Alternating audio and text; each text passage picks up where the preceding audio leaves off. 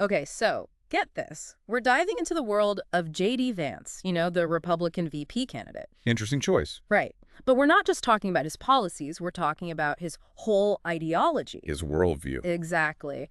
And how it connects to the future of the Republican Party, even a potential Trump presidency. We asked you for some source material for this deep dive. And you delivered. We've got these articles, one from Reason Magazine and then one from Rolling Stone.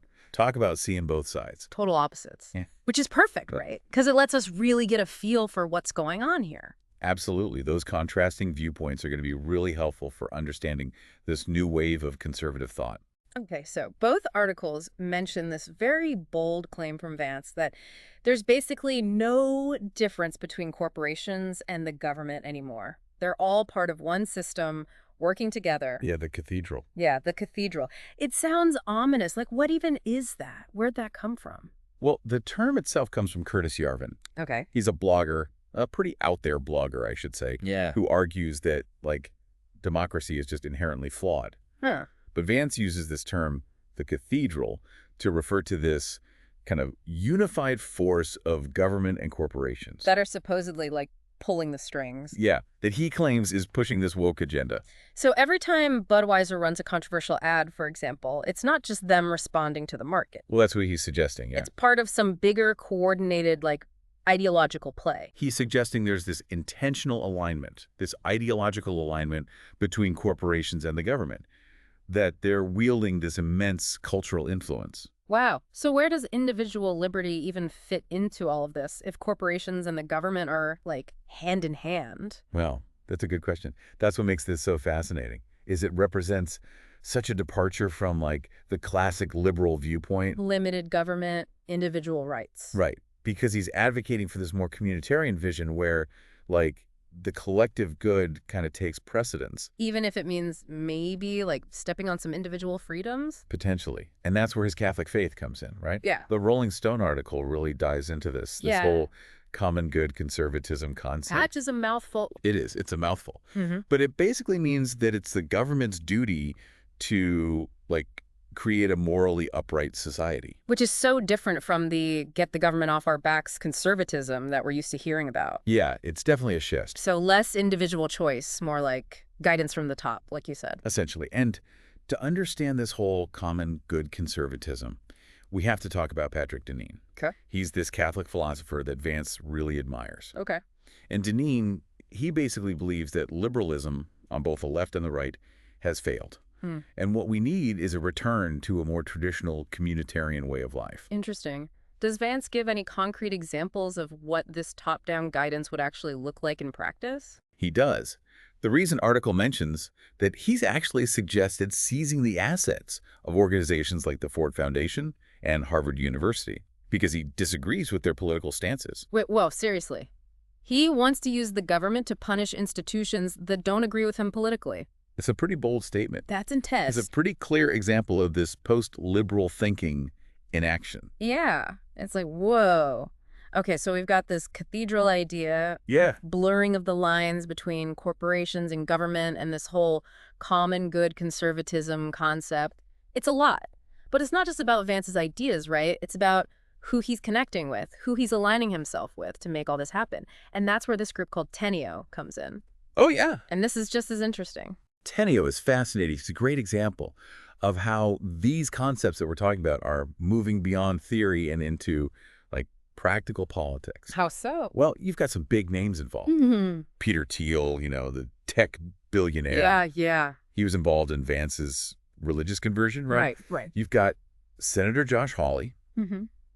and Leonard Leo, who's a major player in conservative legal circles. Wow. What's their goal with this group?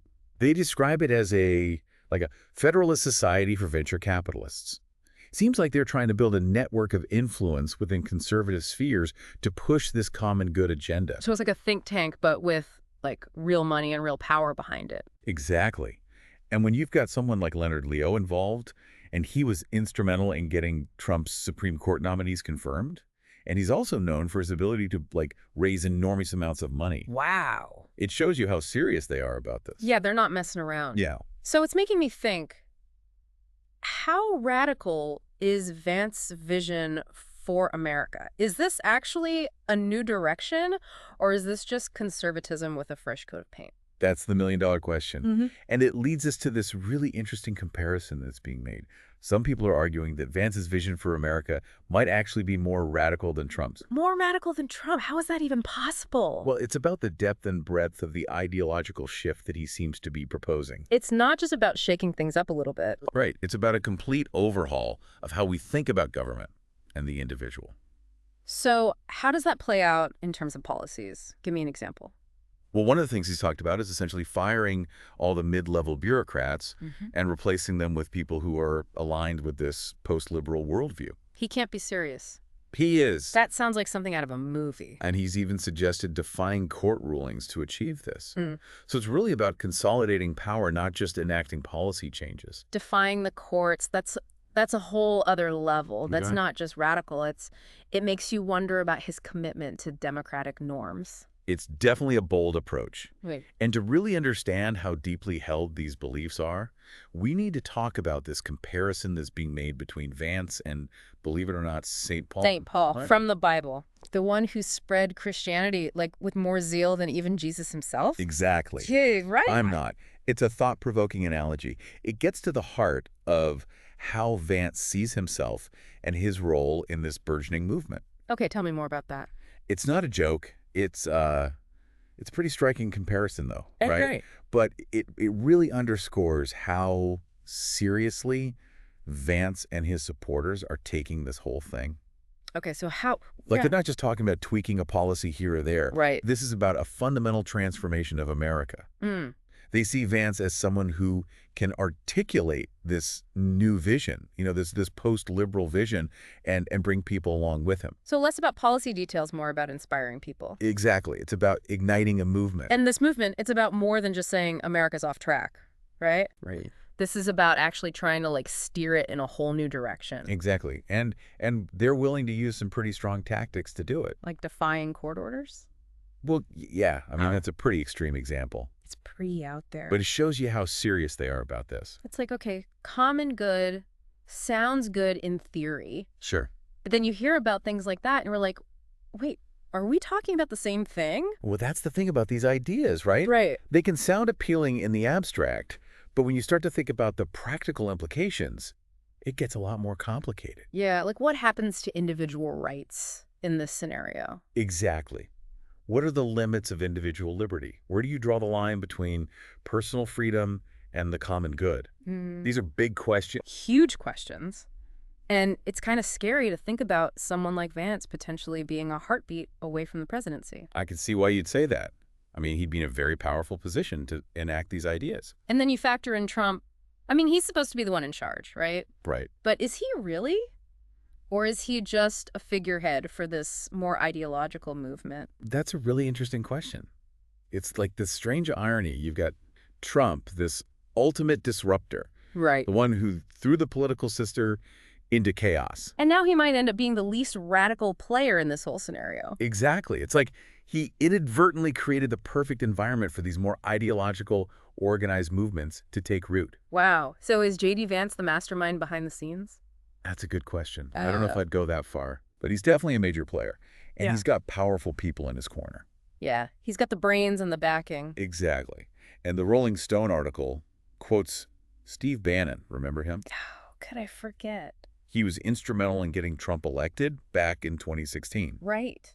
And he actually compared Vance to St. Paul. Wait. Yeah, he said, it took the zeal of St. Paul to turn Jesus into a headliner. Wow. That's quite a comparison. It is. It's a very bold statement. It sounds like they're really trying to frame Vance as this transformative figure. Definitely. They see him as someone who can usher in a new era. So it's not just about Vance or Trump or even this election. Right. It's bigger than that. It's about the future of America and what direction we want to go in as a country. And those are conversations we should all be having. Absolutely. Yeah. Because these ideas, they have real-world consequences for all of us.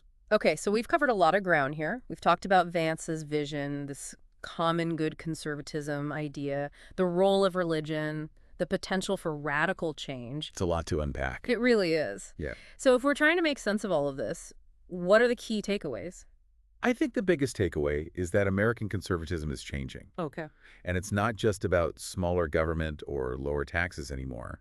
It's about using the power of government to shape society based on a particular set of values. Values that are very much influenced by religion. Exactly. And this new conservatism, it's not afraid to be confrontational, Right. They're not afraid to ruffle some feathers, to put it mildly. to say the least. So as we head into this election with Vance as the potential VP, Right. understanding his worldview, his ideology, Right. it's more important than ever. It's crucial Yeah. because it gives us a glimpse into where the Republican Party might be headed if they win. Okay, so as we start to wrap up this deep dive, Yeah. what's the one thing you want our listeners to walk away thinking about? I want them to think about this question. Yeah. What does the common good really mean? Hmm. And who gets to decide? Because it's not like there's one right answer. Right. It's complex. It's nuanced. There's a lot to consider. Absolutely. Yeah. And it's easy to get caught up in the day-to-day political back and forth. But these are the questions we should be asking ourselves all the time, All the time. regardless of who's in office. So we've talked about woke corporations, we've talked about Catholic philosophy, we've talked about power shifts in Washington. That's a lot. It's a lot to digest, but that's why we do these deep dives, you know, Right. to really unpack these complex issues. And you, the listener, you provided us with these incredible articles. Yeah, great sources. And now, hopefully, you're walking away with a much deeper understanding, not just of J.D. Vance himself, Right. but of these broader trends that are shaping American politics. It's about the bigger picture. It is. And it's about more than just one election or one candidate. Exactly. Yeah. It's about a clash of visions, Yeah. a battle of ideas. Between individual liberty Right. and a government-defined common good. And finding that balance. That's the key, isn't it? It is, because there's no easy answers. No easy answers. But having these conversations, being aware of these different perspectives, that's a good starting point. Absolutely. It's Yeah. crucial. And that's why I'm so glad we had this conversation today. Me too. Yeah. And hopefully it's given our listeners a lot to think about. I hope so. So as we wrap up this deep dive, what's the one thought you want to leave our listeners with? Think about your own values. Think about what kind of America you want to live in. Okay. And then ask yourself, does J.D. Vance's vision align with yours? Because at the end of the day, those aren't just abstract questions. They're not. They have real consequences for all of us. Absolutely. They shape the choices we make, the leaders we support, the future we build together. Well said. On that note, Yeah. we'll leave you to ponder those big questions. Keep thinking critically, everyone. Until next time, keep learning, keep questioning, and keep diving deep.